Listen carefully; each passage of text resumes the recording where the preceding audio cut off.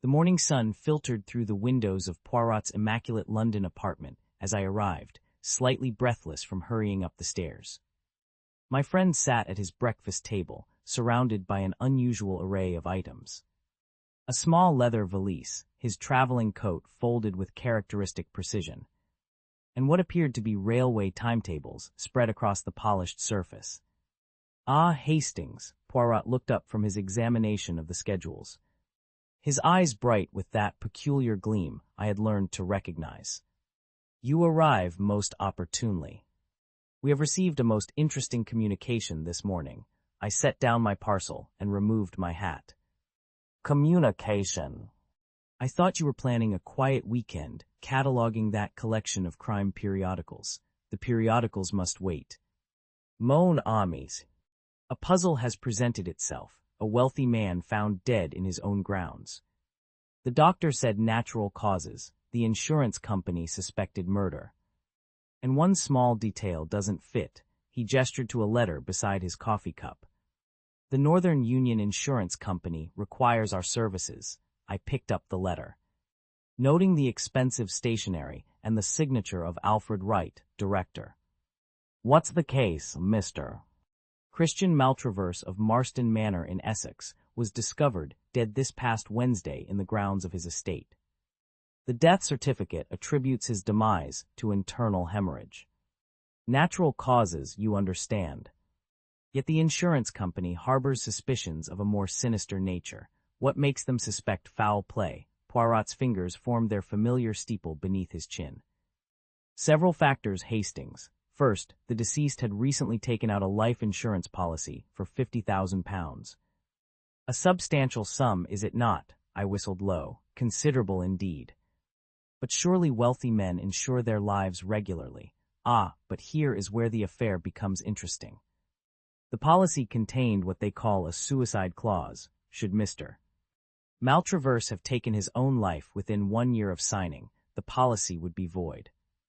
Worthless, the widow would receive nothing, so suicide is ruled out then.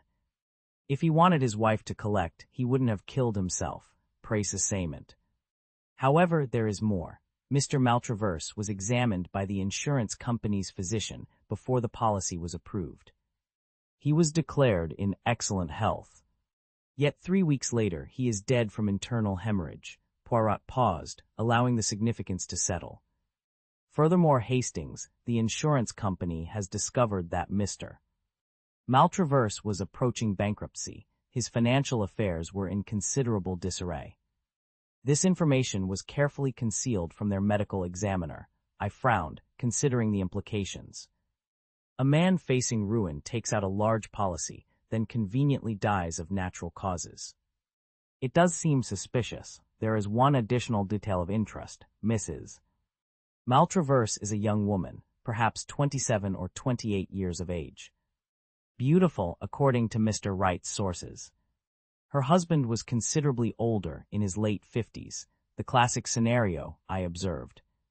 Young wife, older husband, financial troubles, sudden death, and a fortune in insurance money.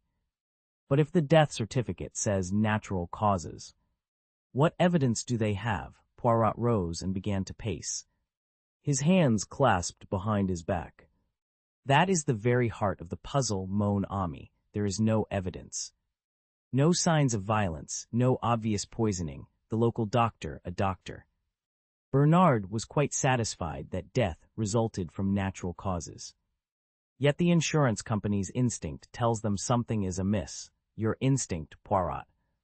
What does it tell you?" He paused at the window, gazing out at the London street below. "My instinct tells me that when a man in perfect health dies suddenly, when a bankrupt man has just secured his wife's financial future, when all appears natural, yet nothing feels natural, there is indeed something to investigate. The little gray cells, they are intrigued. Then we're taking the case. We depart for Essex immediately. The trail already it grows cold. Mr. Maltraverse died Wednesday. Today is Friday. Every hour that passes, memories fade, evidence disappears. And the truth becomes more difficult to discern." I glanced at the timetables on the table. "You've already planned our journey, but naturally. We shall take the 11:15 to Marsden Lay. From there, it is a short drive to Marsden Manor. I have telegraphed ahead to Dr. Bernard, requesting an interview this afternoon. He has graciously agreed to receive us. Do you really think we can solve this, Poirot? If the local doctor found nothing suspicious.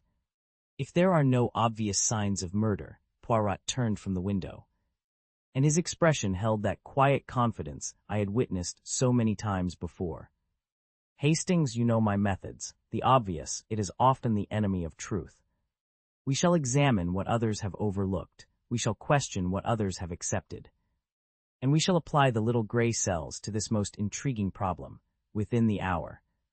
We had collected our belongings and secured a taxi to the station. Poirot insisted on reviewing the case details once more during the journey, extracting every nuance from the insurance company's letter. A Christian Scientist, the deceased, he murmured, studying the documents. That may prove significant, Hastings.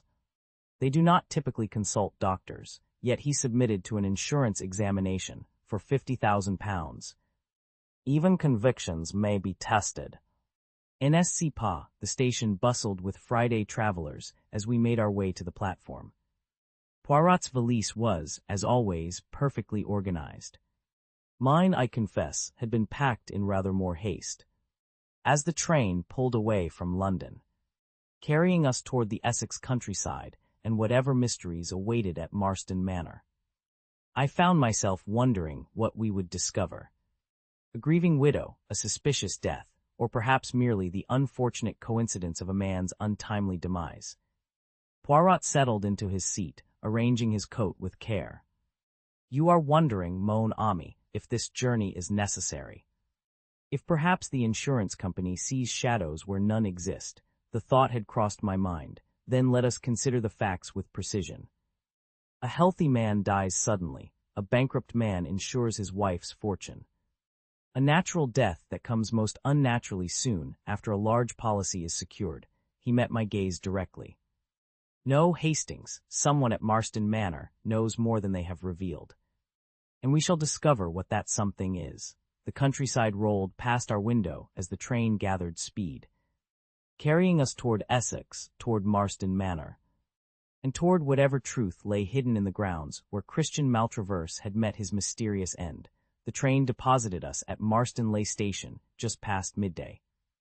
A modest platform bordered by hedgerows that seemed untouched by the modern age. The station master, a weathered gentleman with magnificent whiskers, directed us toward the manor with the kind of detailed instructions that only a countryman can provide.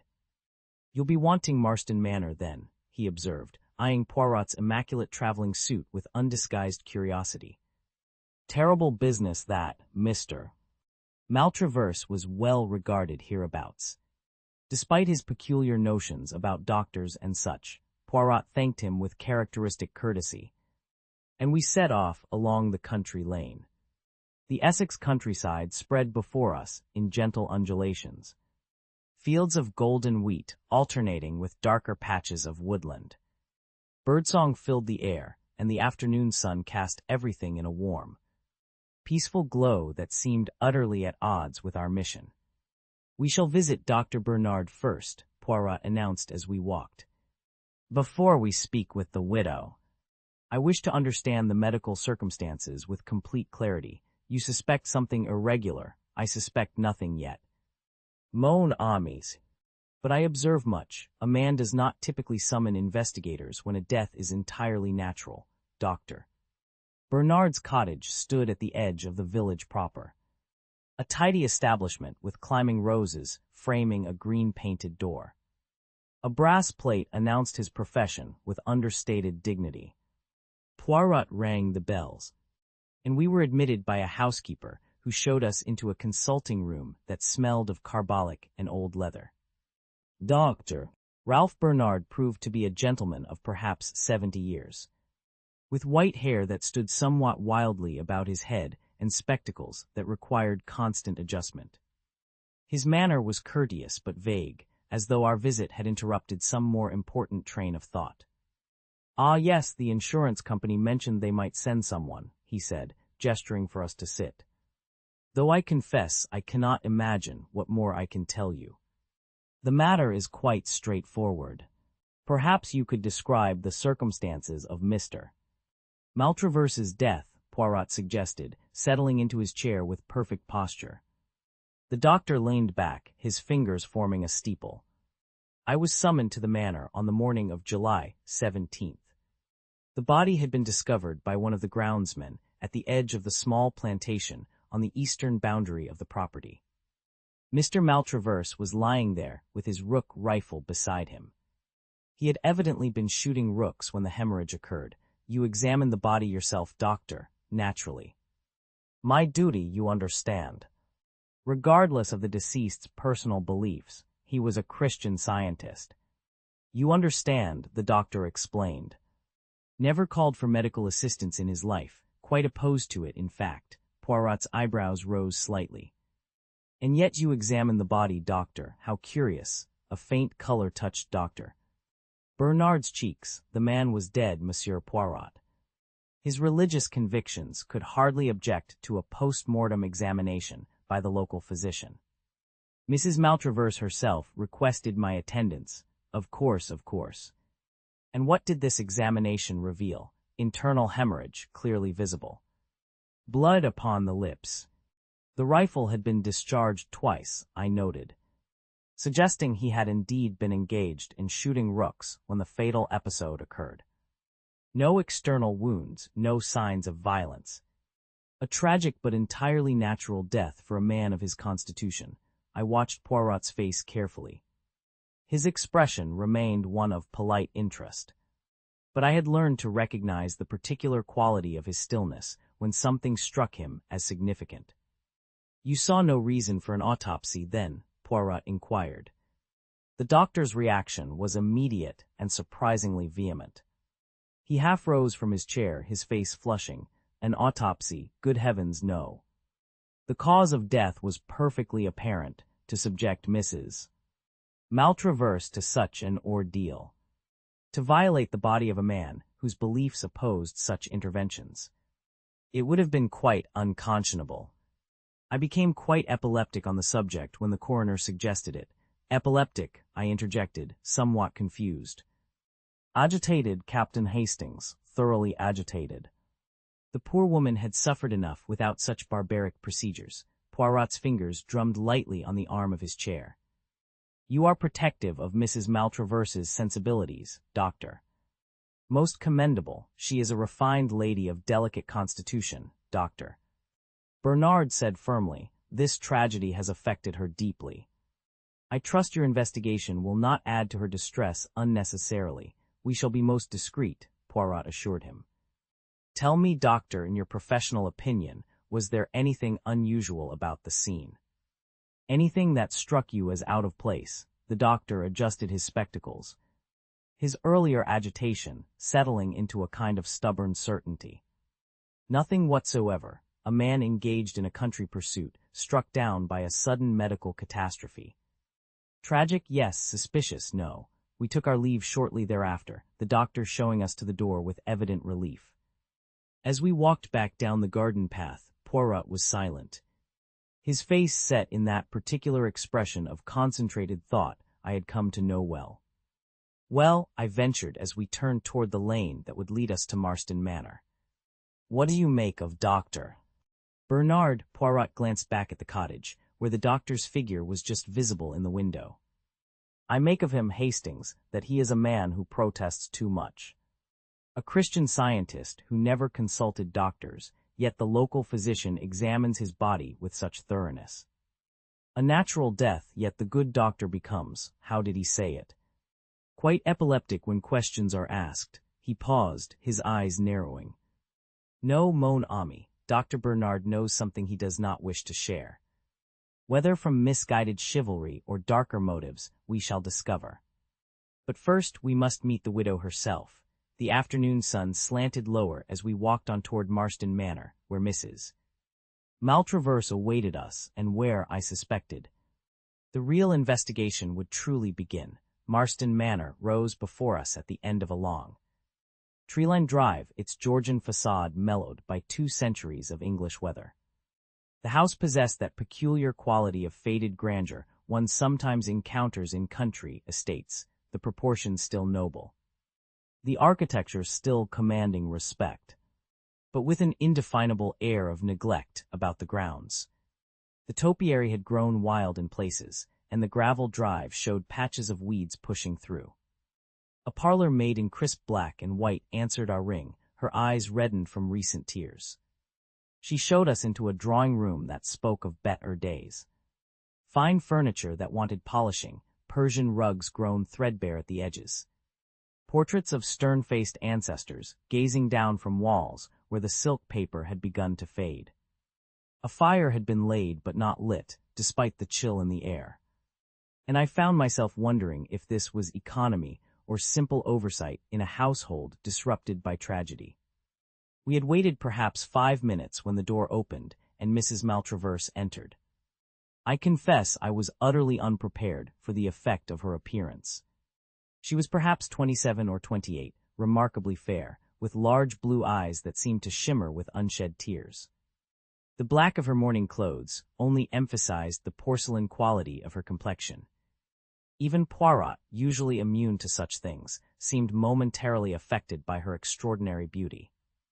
"Gentlemen," she said, her voice soft and tremulous, "how kind of you to come." "Please do sit down," Poirot bowed with old-world courtesy.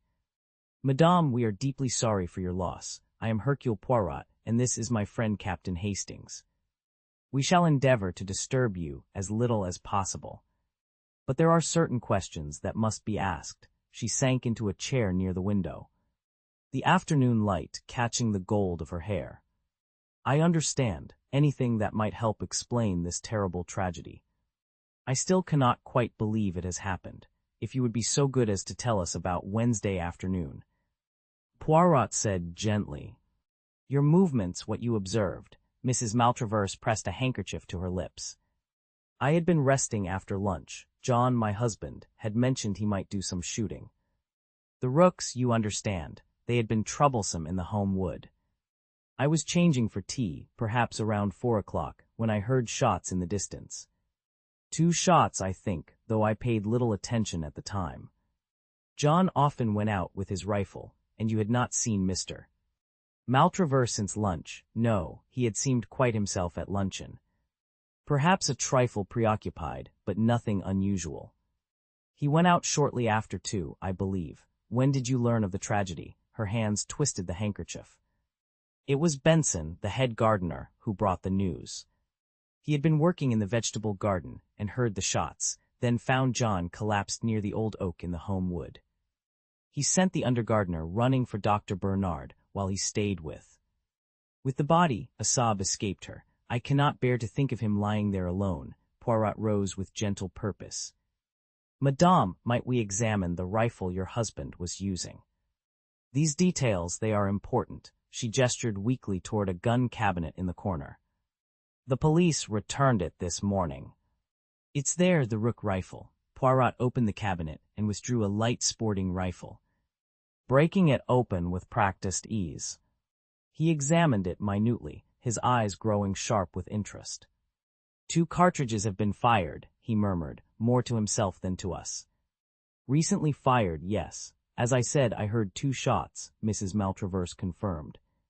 "John was pottering about, shooting at the rooks. He enjoyed such country pursuits. Madame, if you would permit, I should like Captain Hastings to remain with you while I examine the location where your husband fell.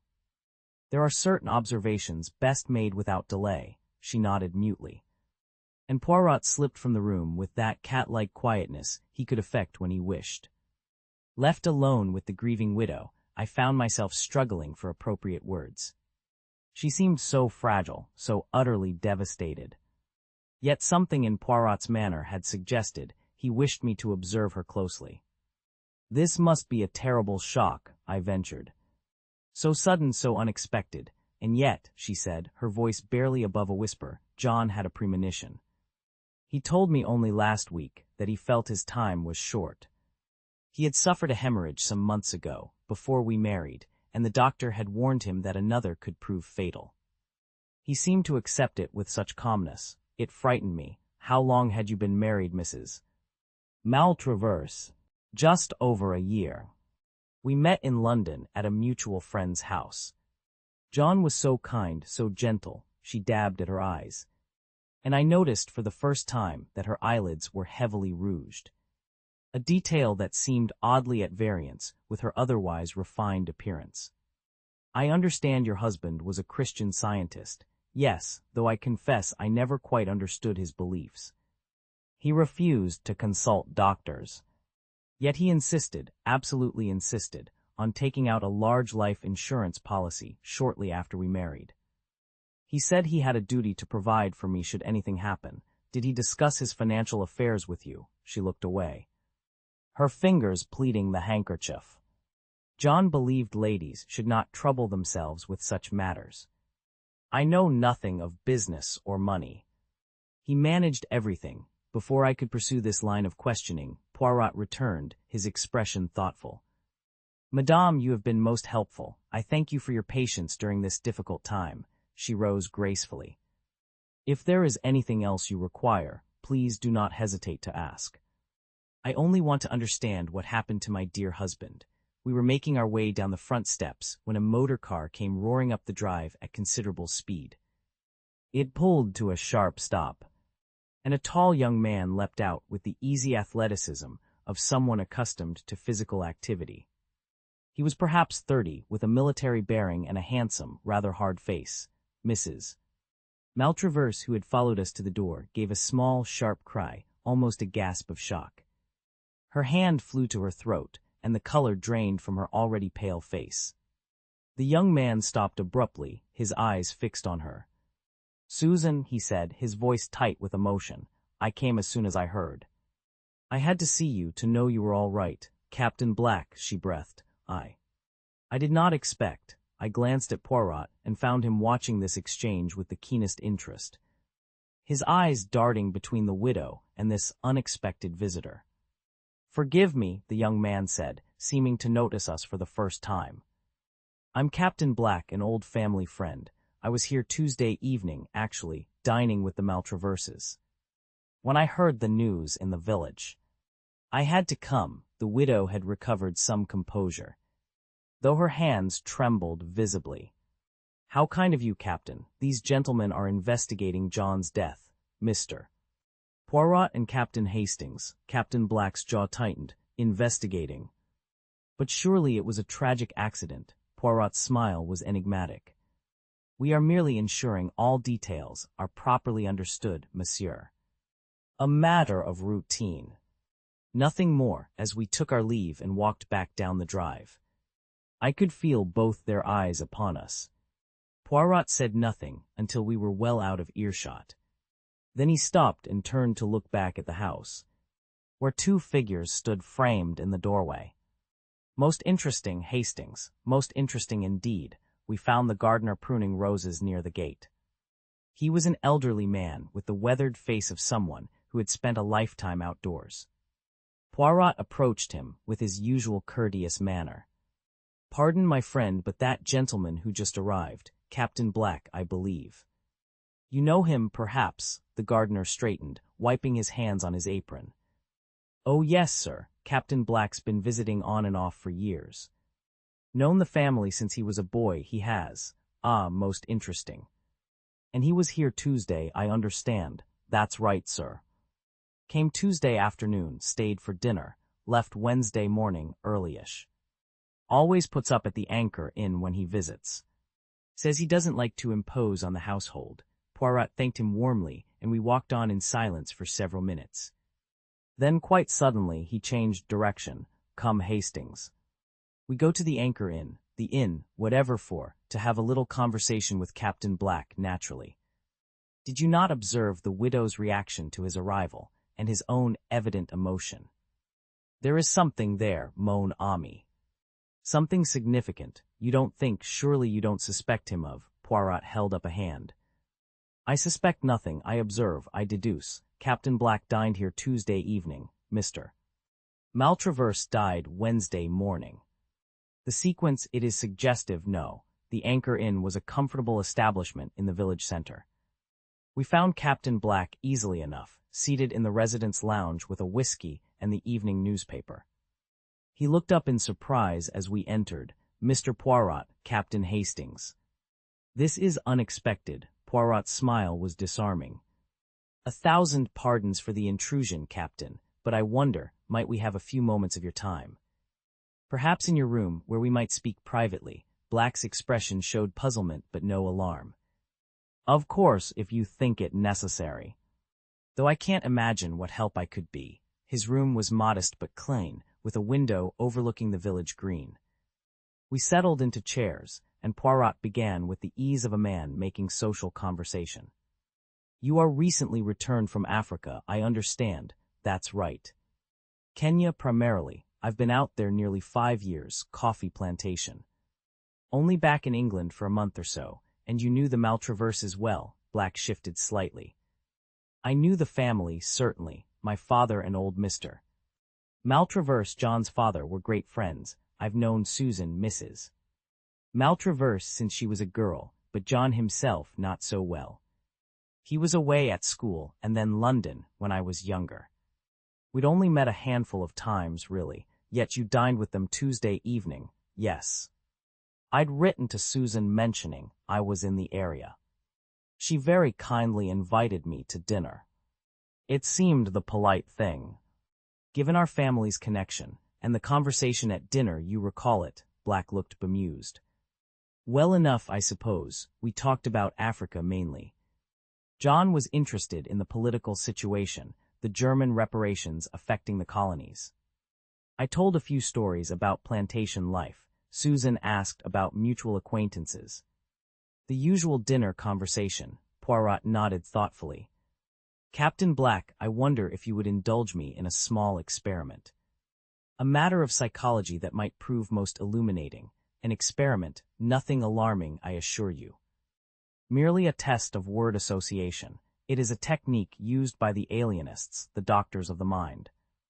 I say a word, you respond immediately with the first word that enters your head. Hastings here will record your responses. It is quite simple." Black laughed. "How curious. But certainly, if you think it will help." I took out my notebook, feeling somewhat foolish but trusting Poirot's judgment. "We begin," Poirot announced. "Day, night," Black responded promptly. "Table, chair, red, blue." The test continued with mundane words, and Black's responses came easily, naturally. Then Poirot's voice took on a different quality, though his expression remained unchanged. "Rook rifle, farm," Black said immediately. "Shot, suicide, Africa, heat." Poirot continued for several more words, then thanked Black warmly. "Most helpful, Captain. You have been most generous with your time." After we had taken our leave and were walking back toward our own lodgings, I turned to Poirot in complete bewilderment.